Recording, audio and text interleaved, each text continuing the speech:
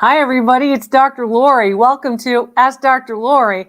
And I'm going to be taking your questions. So type those into the comments section. I want to remind you to sign up for the newsletter. The newsletter, you got to get there. You got to go to the website and give us the email, and you'll get the newsletter. Get on the newsletter list. If you're new to us, if you've been with us, whatever it is, the next newsletter is going to talk about online thrift store shopping, where to shop and where to sell online. So you need it. Get to the newsletter. Sign up. It is free, and we'll send it to you. If you're wondering why it's a little dark in this neck of the woods, it's because this week a light in the studio went out. It was a pretty serious light. I refer to it as the sun because it really lights up the place. Well, it decided that it wouldn't turn off.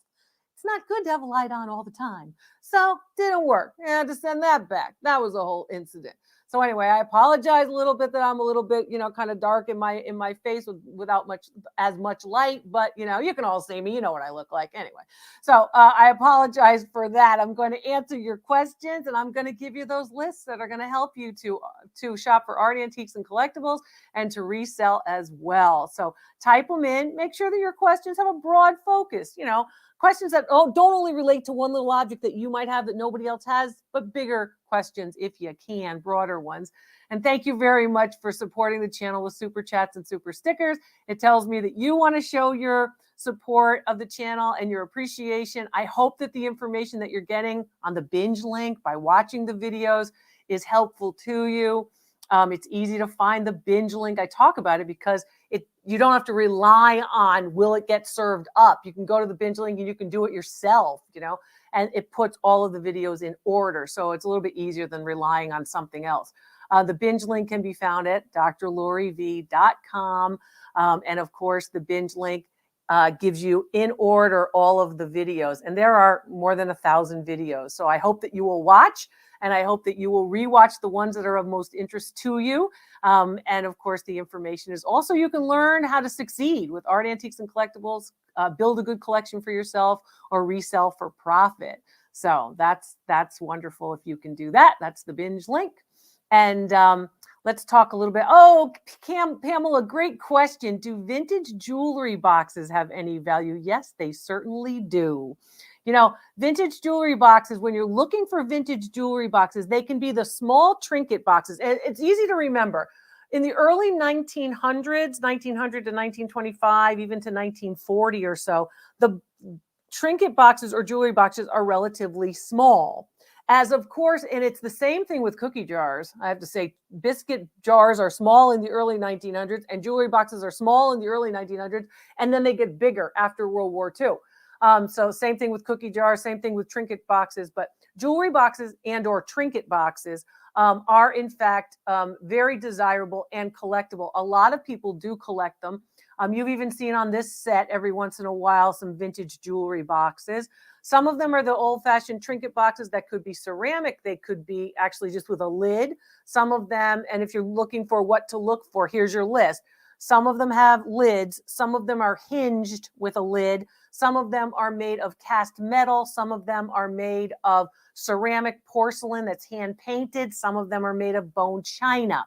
If you're looking for the larger jewelry boxes that date after World War II, some of the most desirable ones have multiple drawers that pull out, separated areas, right? So maybe separated areas, squares or large rectangle areas that in fact, thank you, Suzette, that in fact can hold bracelets or necklaces. Some of them have hooks, so you can hook the necklace so they don't all get all tangled inside one another, like all tangled up. And then other jewelry boxes also have multiple openings where they can open and then open again. They're like, ta-da, here comes my jewelry. So those are desirable as well. And yes, they can be collectible. They can run a good amount of money too. A lot of people look for those and like those. Usually they can run, into the hundreds of dollars or a little bit more. Thanks for that good question. Does removing the brown paper on the back of a painting reduce its value? Typically the brown paper, and it can be brown, it can be any color really, but usually it's brown. It's called a dust screen, and it's to make sure that the dust doesn't build up on a work of art. Now, it can be behind a painting, an oil on canvas painting, And usually what it is it's to cover those nails that hold the painting into the frame. So it's to cover those nails up and to make it one big clean backing. And then when you hang it up, it also, of course, will protect from dust and dirt getting behind your painting. It's the same type of dust screen is used on prints that are framed. And I'm hiding my fingernails because they're such a mess. um, but also on prints that are framed. And it doesn't usually impact value either way. If there's information on that paper, if there's some writing from someone who owned it before you, if there's an artist note or something, and you can keep that intact, I suggest you do that. But typically, if you take that off, it doesn't impact value negatively. So be aware of that. Hi, Pittsburgh. I'm coming there. My live events, of course, are going to be, my next one's going to be September 30th, 2022 through October 2nd, 2022 at the David L. Lawrence Convention Center. It's the Fall Home Show, and I will be headlining it. You have a chance to get free appraisals. Please come down. There are multiple shows, and I'll be there. I hope all of you in Pittsburgh, or I don't care where you are. I don't care. Get in the car and come to Pittsburgh because I'll be there. We'll have a lot of fun. So basically, yes, I hope you will check it out. It's a lot of fun. And that event and all my events and everything I do is, where it is? It's on my website. Okay. On my website. And you can check that out. A lot of you are wasting a lot of good, precious shopping time. You're wasting shopping time asking, where are you here? When are you going to be in Colorado? When are you going to be in California? When are you going to be in Pittsburgh? It's on the website, drloriv.com. If you haven't found it, I hope you find it because there's a lot of good information there. At the top, it says events. Click on events. The event pages will come up and it's a calendar. It's a calendar of events. There it is right next to home.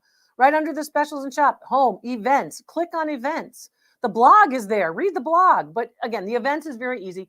Just go there and then scroll down the page. Just keep scrolling down the page.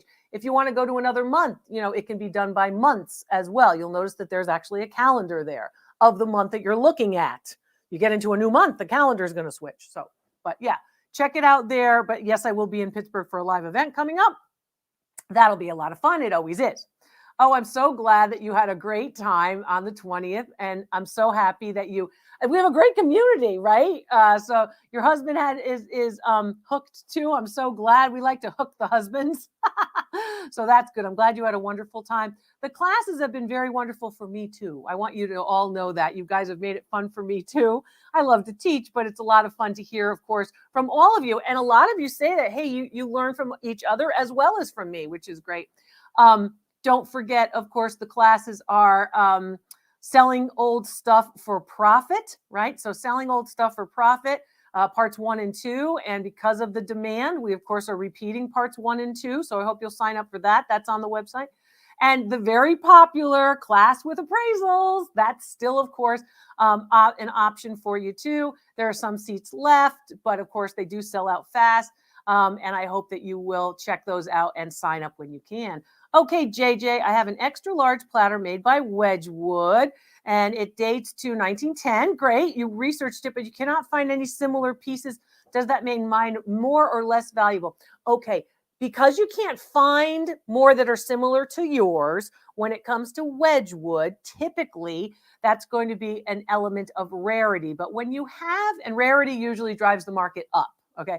But when you have something like Wedgewood, just because you can't find it online doesn't mean that there aren't others out there.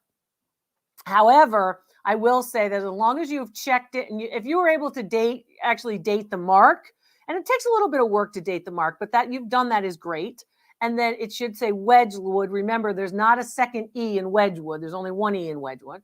And then it should say made in England, right?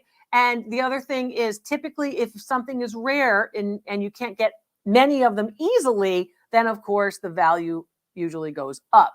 Thank you for the super sticker, Mary. I appreciate it. And I appreciate all of you who are telling your stories of your success too. We've had a lot of success stories up recently. So that's great. Popular ceramics designers from Portugal. Portuguese ceramics. Hi, Don. Portuguese ceramics, I have to say, are very desirable. And I will say also that they're high quality. That Southern Mediterranean ceramic tradition Italy, Spain, Portugal, that southern Mediterranean tradition of ceramic makers, very, very popular, especially with folks who are collecting these pieces and also with folks who are, in fact, looking for higher quality pieces that are still functional. So can be used for some particular reason, and then, of course, high quality as well. So, yeah, relatively well known. If I usually do it in tiers, I talk about top tier and second tier and third tier. These are your middle tier designers, but recognizable to people who know ceramics. So yeah, great. If you found some, that's good. If you found them, at a yard sale or an estate sale or a thrift store cheaply, even better, even better. Hey, you want an update on my hair? Remember I was telling you about my hair? I still think it's kind of light. I mean, I'm getting used to it and everybody keeps telling me it's not so bad. But remember, like one was really longer than the other? Well, that has been fixed. And not by a professional. I cut it. That's right. I know you're going to start yelling. I can hear the keyboards tapping now. Da-da-da-da. What do you mean you cut your own hair? I took the hair. I took what didn't match and I went like that. I know I shouldn't have done it, but I did it. So that's the update on my hair because a lot of you are asking me the update. I'm getting used to the lighter. I think a lot of you are probably right that it doesn't look as bad as I think it looks, that it actually might even look into the good range. So I'm going to just be quiet and let experts be experts because my stylist knows more about this than I do. Anyway, but I did cut off that little piece. It drove me nuts. So I did it. Anyway, hi, Dell. We have a cedar chest from the late 1800s. Does it have any value? Yes, it has value. Sure, it has value.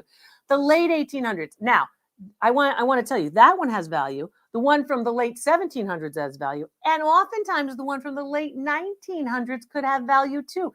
Age is not a value indicator. Here are the things you look for in a cedar chest in terms of them having value. If they're from the late 1800s, you want to look for the type, style, and size of the feet. That's right. The feet will tell you, are they round and bulbous? Are they curved? Do they come up at an angle? Are they straight like spades? What are the feet? What do they look like? That will tell you where it's made. For example, those bun feet, they're little balls at the end of the feet. Those feet actually are oftentimes made in northeastern and central Pennsylvania. So people go, oh, I didn't know the feet meant anything. They tell you where the pieces are made. So that's one of the things you look for. What else do you look for? Do you have dovetails that are exposed on the front side or the sides? Are they on the front of the actual chest or are they on the sides of the chest? Where do you see the dovetails? That's next. What else do you want to think about when you see these pieces?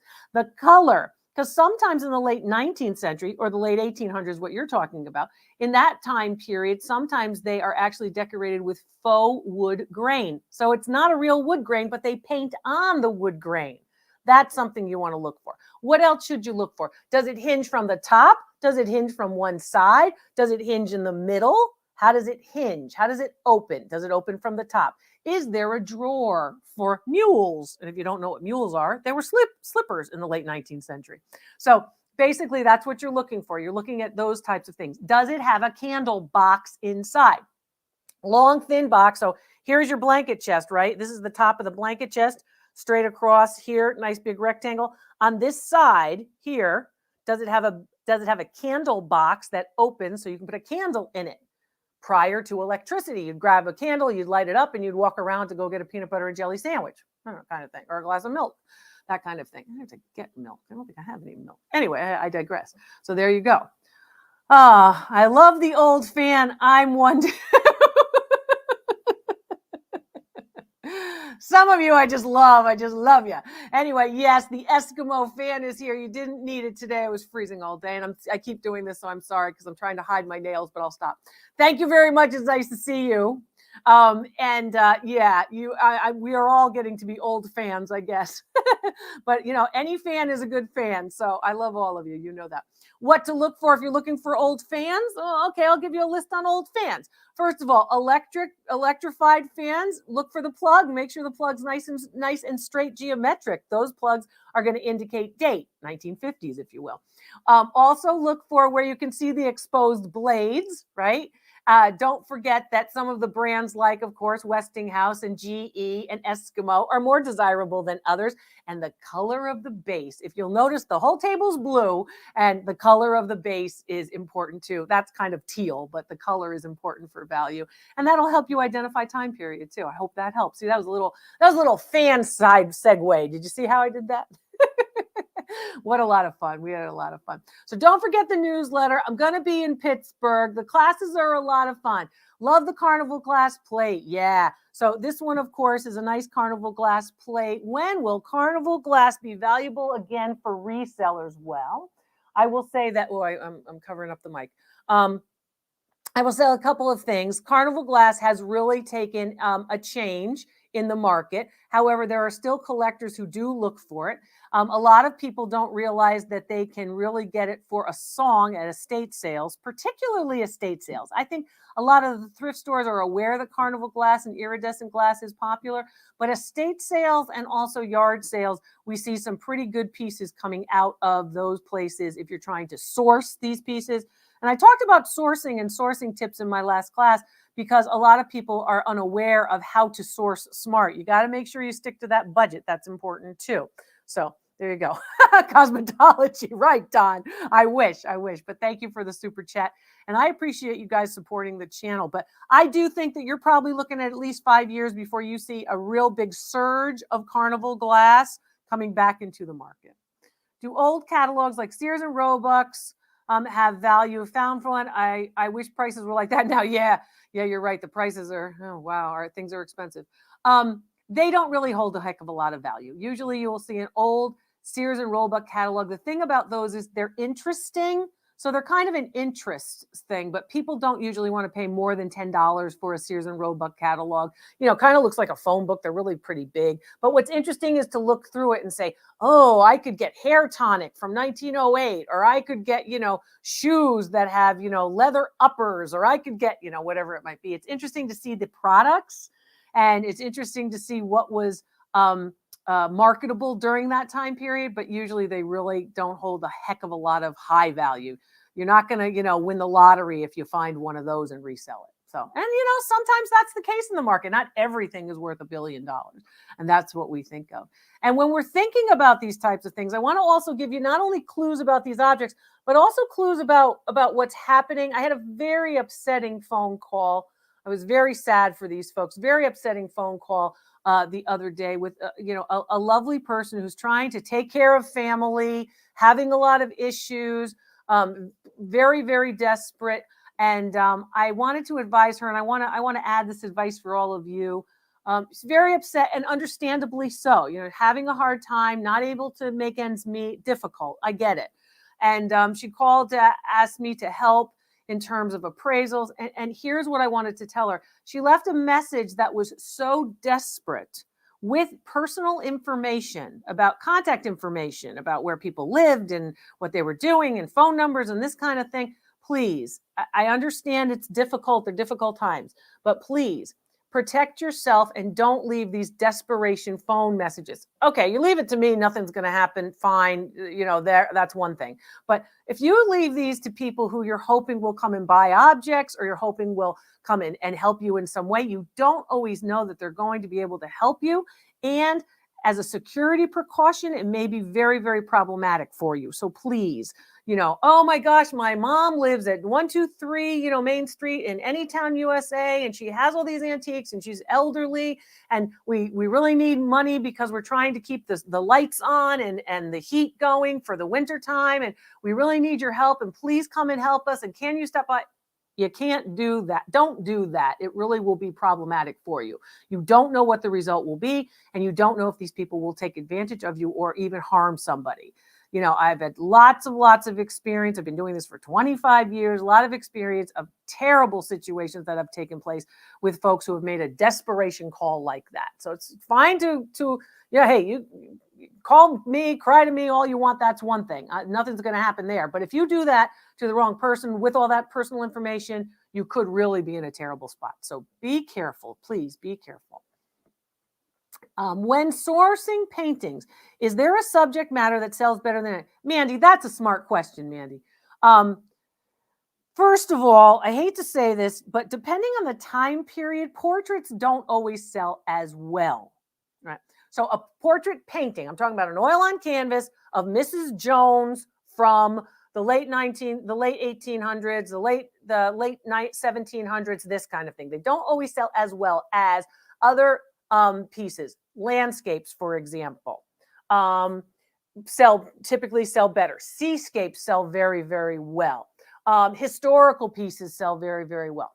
Nothing against portraits, but when you put it on sort of a scale, usually portraits are down on the lower end of the scale. So then what happens is we have piles of portraits just sitting around of people who we've never seen before. Unless you have a portrait that's painted by a famous artist, okay? So you have a Helga portrait by Andrew Wyeth. Okay, that's going to sell well. So that's what closes down, this generalization kind of answer to the question. That's why I don't like to speak in generalities, because when it's, okay, well, all portraits are bad, don't buy portraits. That's not what I'm saying. What I'm saying is when it comes to just plain subject matter, usually landscapes, usually still lifes, usually historical pieces will sell better than your typical portrait, just a bustling portrait of anybody. So that's one thing. However, if there's other criteria or other traits that go along with that portrait, then it could be valuable and more valuable than, of course, the landscapes, the seascapes, the other pieces. I hope that's clear. I want you to understand that. So again, not an easy every time answer, it's always the same. But if you're looking at a portrait by an artist who nobody knows and a landscape by an artist that nobody knows, and they're both pretty good, farms, seascapes, mountains, yeah, those are all landscapes. Basically, then you should choose usually the landscape over the portrait if the artists are the same in terms of resale value. There could be somebody out there who just falls in love with that little blue-eyed, blonde-haired girl portrait. That happens too. So again, it's a lot about what people love, and it's a lot about taste. I want you to learn that taste can relate to, of course, quality. Educate your eye and build up your ability to be able to go, okay, that's a good painting and that's not. And that's why I show you all these videos. And that's why I talk about them on my blog and on my research pages at drloriv.com. So, that's what I'm trying to do for you. So, and speaking of things for you, we all love gifts, don't we? Things for you. And gift certificates are those things that you can buy for people. Again, a Dr. Lori gift certificate, something that you could buy for people who have everything. If they have everything, they need an appraisal gift certificate. And those are now available. A lot of you have been asking about that. They're available on our website too. So, easy enough. Do you know what FP on a brooch is? Okay, there are a couple of different marks, and I would need to see the particular mark. There are many different FPs. If you have a brooch that's Native American, it could stand for the name of the Native American designer. If you have a brooch that's costume jewelry, it could stand for many of the costume jewelry designers. If you have a piece that's fine jewelry, it could actually be a fine jewelry designer or manufacturer. There's actually a Chinese manufacturer that goes by FP. So it depends on what your brooch is, which is why this question is a little bit again, this question is not broad enough for everybody. But if you send me a picture, right, and it's right on the homepage at drloriv.com, and it says, send a photo, click on that little button where it says send a photo, fill out the form. If I ask for the size and dimensions, will you please give me the size and dimensions in inches and not just go, I don't know, I'm continuing, because I'm just going to have to get back to you and say, please give me the size and dimensions. So fill out the form as completely as you can. Even if it's approximate, that will be helpful. Send a photo, get a report, click on that, submit the photos, do your best. And look at the photos before you send them to me. Don't send me blurry photos, because I'm just going to have to get back to you and say the photos are blurry. But I know you just got to do it, and you do it fast. You don't always look. I know a lot of you are giggling out there like, oh, yeah, I did that. So do that for me. And then I will look at it and I will respond. With my brown eyes, I'll look at those pictures. I'll respond and I'll tell you what to do next. Lori, thank you. Lori's a great supporter of the channel in many ways, and I appreciate it very much. Hi, Terry Lynn. Knitted Afghans and items from the 50s and 70s in mint condition, all done by my grandmother. I have many pieces. What are their values? Okay, so it's going to depend on their size. It's going to depend on the complexity of the stitch. Here you go. Here's a complexity of the stitch. That's a pineapple stitch. Okay, so this is called the pineapple stitch. Actually, it's not pineapple. This stitch is actually a popcorn, not a pineapple. I apologize. So it's a popcorn stitch. It looks like little bits of popcorn. This is brand new. I actually did this with my own hands. And this particular piece is a good example. It's just a baby blanket, probably not worth more than maybe $20, $25. But again, it depends on the quality of the materials that are used, how good the stitch is, how good the stitch work is. If it's from the 50s to the 70s, it can be worth a little bit more depending on size. But again, these pieces do end up in many ways being the types of pieces that end up in the thrift store or they're donated. A lot of people can use them. So I know that there are many times when if there isn't someone in the family, or if there isn't someone special in my life who's having a baby or a grandchild or something, that they do get donated in a lot of places like shelters and hospitals and other places could need them. So in terms of value, it depends. So I'd have to see them. But in terms of a donation, it might be a nice donation for a lot of people too. But those that are handmade, as long as they're in good shape, can be valuable. And I want you to think of those. They're different from quilts. Quilts have a pretty good long-lasting value that is held for a quilt. And Afghans, unfortunately, not the same thing. But there are a lot of people who actually do look for them and will pay something for them. It will depend on size. Susan, thank you very much for your super chat and super sticker, as Terry Lynn, thank her too. Is there a market for 50s plastic necklaces? What type of beads to look for? Well, yeah, people love 50s plastic necklaces. So beads to look for, typical beads that you want to look for, paste beads. You want to look for Bakelite. You want to look for polymers that have bright colors. You want to look for pieces that, in fact, will maintain their value over time. So are they individually knotted? Are they of a particular size and shape? Are they bicone? They look like little diamond shapes, only three-dimensional, called bicones. What else? Sometimes they have different shapes. So there's a round one, and then there's an elongated oval, and then there's a bicone, different shaped beads from the 50s. What else do we typically look for when we're looking for beads? The colors are going to be important, but most of the colors are muted colors in the 1950s, and then they get wild in the 1960s, very, very bright into the 1960s. So yeah, there is definitely a market for beads. I mean, I know personally, I'm somebody who loves beads. I think beads are great. And any color, any type. I like the stones. So, and a lot of people do, not the Rolling Stones. I like them too. But I heard the Stones. I heard myself say it. It sounded like, Keith Richard and what's his name? So anyway, that guy who's like still dancing after all these years. But having said that, yes, if they're necklaces or they're bracelets, sometimes just, a couple of beads does it all. And remember that sometimes the broken pieces can be valuable too. A lot of you forget that. There are people who are doing, crafting projects who are very talented, who are looking for these vintage pieces to integrate into their existing jewelry designs. So don't forget that too. Thank you, Mick Jagger. I think it's 2 G's, but hey, I couldn't remember his name. There you go. Yeah, Mick Jagger cracks me up. I remember teaching a class in the 90s. I remember this. I'll never forget it. And I put up Andy Warhol's image of Mick Jagger. And I said, well, this guy's going to retire soon. And I'm like, boy, was I wrong, right? It's how many decades later, and he is still going. So God bless him. The whole bunch of them, they I don't know, they look good for what they're doing. Anyway, having said that, let's see. Would you be able to ID a Curtis Jerry sculpture? I mean, come on, Kevin, give me something hard to do a Curtis Jerry sculpture. Yes, send some photos and I can look at it and I will know if it's the real thing or not. And, give me something hard to do, will you? Curtis Jerry is a relatively well-known, actually he's a very well-known sculptor of constructed metal sculptures. Some of them are wall art sculptures. Some of them are typical table art sculptures, constructed metal. I mean, if you check out the books I've written, many of them on sculpture. Dr. Lori, when cut glass crystal makes a comeback soon, will pressed glass that's mimicking cut glass also retain value, or just the real cut glass? Go for the real cut glass. Pressed glass is going to maintain a relatively low, consistently, average value. Look for the higher quality. The higher quality will command the higher value. So yeah, you're looking for real cut glass, and I taught you how to find it. Move that thumb, put it right into the decoration of the cut glass. If you feel like you're going to get cut, it's cut glass. If it's smooth, and it's pressed glass, not worth as much. You want crystal? I taught you how to look for that too. And you want, of course, cut glass. So yes, good question, but leave the pressed glass to the next guy.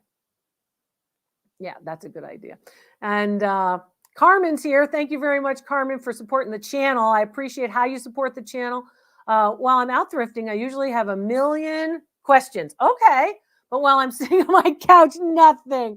Well, you know what? As long as my voice pops into your head when you're thrifting, I had a woman who told me, Dr. Lori, I was looking through this bag and I thought this is all junk. And then all of a sudden I saw those little figurines you were talking about, those Hummel figurines you were talking about. And I started digging through the bag and I found a bunch of them. And I thought, wow, you know what? I have to keep digging because Dr. Lori said it. So sometimes it's just being in the environment and you have all the questions.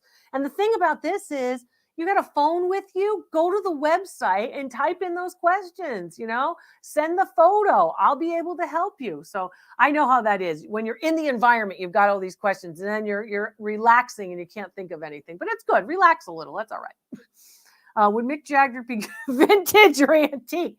You got to be 100 years old to be an antique. So he's vintage, right? But once you hit 100 or more, then you're an antique. There you go.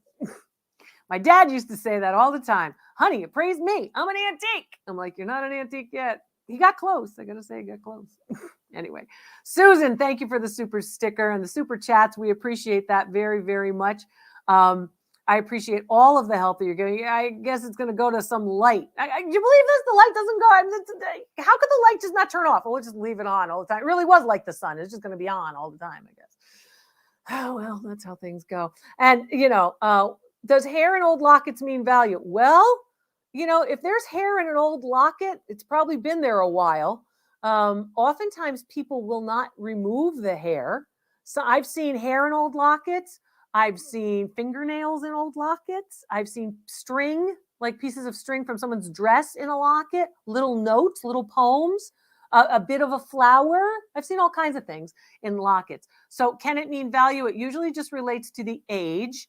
And depending on what the hair looks like, it could help you identify the age of the locket, right? Or it could be an old piece of hair put into a newer locket or vice versa. So there's a couple of things like that. But when you're looking at old lockets, here's what I want you to look for. First of all, I want you to look for the hinge and how big is the hinge. Smaller hinges are usually older. Oh, I didn't know that. Okay. The other thing I want you to look for is it an oval? Is it round? Or is it like a hexagon or an octagon? Hexagons, octagons are usually younger, right? The ovals and the round and the circles are usually, in fact, the ones that we typically see. Also look for marks like 14K. Look for whether or not you have a piece of gold filled for a locket. Look if you have any antiquing or ebonizing, whether it's black, that it looks like it's all gold and then there's just incised lines of black. That's also something that you might look for if you're looking at an antique locket. That means one that's more than 100 years old or before 1922. The other things you want to look for with lockets is what type of bail or what type of jump ring they have to hold the pendant. It's a pendant, basically. A locket's a pendant. What kind of element do they have to hold the chain, to accept the chain? That's going to be important too. So good question about lockets. I like lockets. We have Clack Viewmaster of Queen Elizabeth's coronation. Is it valuable or just a collector's piece? Anything that has to do with the coronation of Her Majesty Queen Elizabeth II, the late Queen, will have value. It had more value within the last 2 weeks since her passing than it will have again for a long, long, long time. So if you're thinking of reselling it, you better get on it because you're running out of time. Now is the time to collect Queen Elizabeth pieces right now? I would wait a little while. I think now they'll still be rather expensive because it's still very, very clear in the psyche. We're still thinking about it. But I do think that probably by maybe early next year or even mid next year, you probably could get a lot of Queen Elizabeth pieces for a lot less than you will today. So I'd hold off on a lot of buying of Queen Elizabeth pieces right now. Yes, you can take me shopping with you. I know you might think that's a joke, but people do it all the time. Video calls, you can book a video call with me. You could be in your favorite shop and I will walk around with you through a video call and say, that's worth this. Maybe you want to pick that up. That's worth that. Maybe you want to pick it up. That you should leave there. That's junk. I would buy that, this kind of thing. Yep. Yep. People do it all the time. Yep. It's a lot of fun. It's very popular.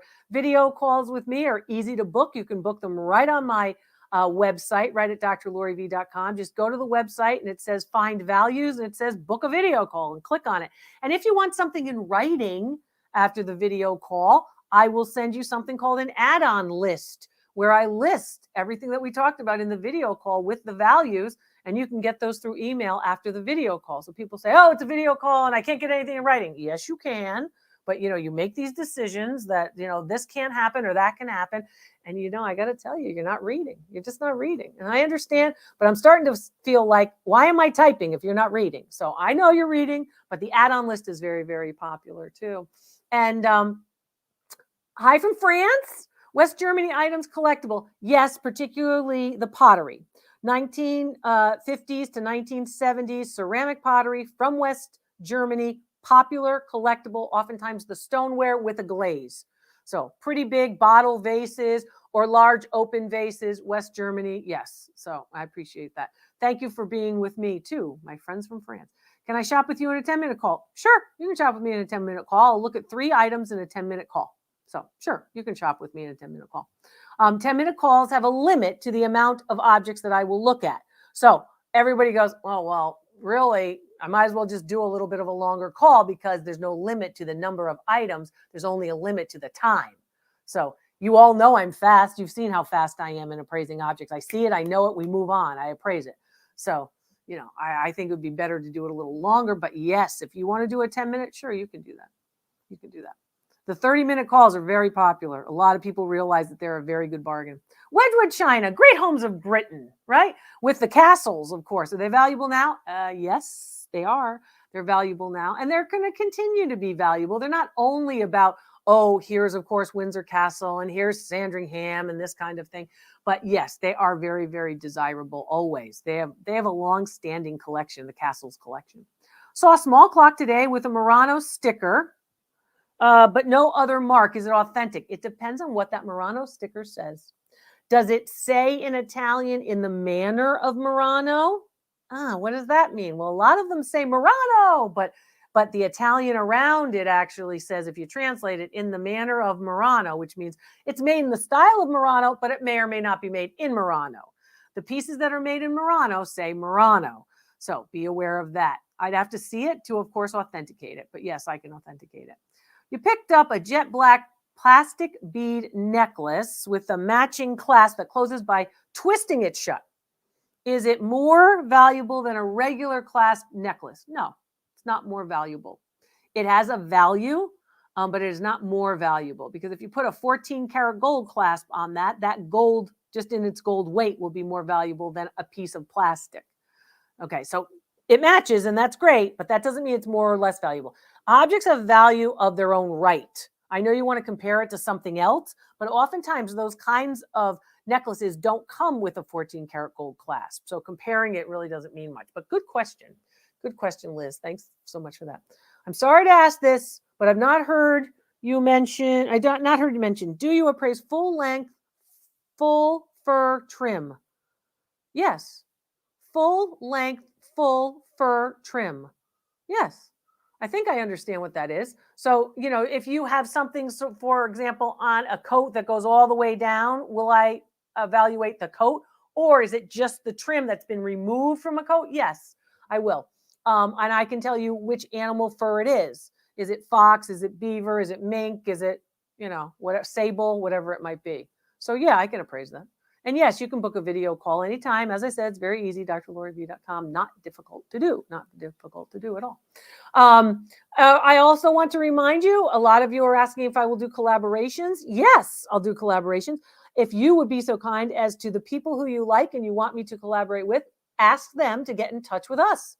So go on their channel and go, hey, I'd like you to do a collaboration with Dr. Lori. Ask them to get in touch with us. And of course, we'll see if we can make it happen. But yeah, so Yes, I'm very open to collaborations as well. Yeah, that's great. The questions are great and they keep on coming. Thank you. Does Prince Charles's investiture of 1969 items have value now? Yes, yes, yes, yes. King Charles collectibles are going to have value now. They'll have a lot of value around the time of his coronation, whenever they decide that's going to happen. Also, those coronation pieces are going to be important. And then what you're going to see is a spike for a short amount of time of all coronation pieces. The coronation pieces of Queen Mary, of course, the coronation pieces of Queen Elizabeth II, and so on, of course, of King George, so on and so forth. So, yeah, you want to think about that. But yes, they will be. No, it's not. It's the complete coat. And yes, I can't remember the fur. I know I can help you, Chris. No problem. That's not a problem. I can do that. So remember, there was a time when these pieces were very, very desirable, and some of them are still very desirable and valuable, and some not less so, and some are less so or less valuable. Yeah, that's right. Hi, Susan.